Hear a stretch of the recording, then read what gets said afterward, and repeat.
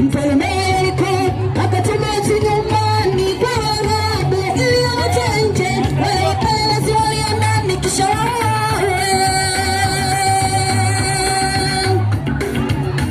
Mfalme Yeriko akatuma watu nyumbani kwa Rahabu ili watoe nje wale wapelelezi walio ndani kisha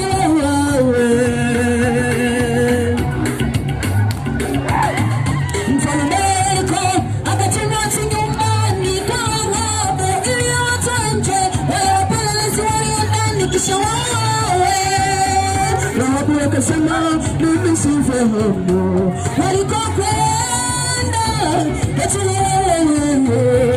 akaona kwamba mara pale akamfunga dirishani, akawatoa wakaenda zao. Rahabu akasema mimi sifahamu walikokwenda,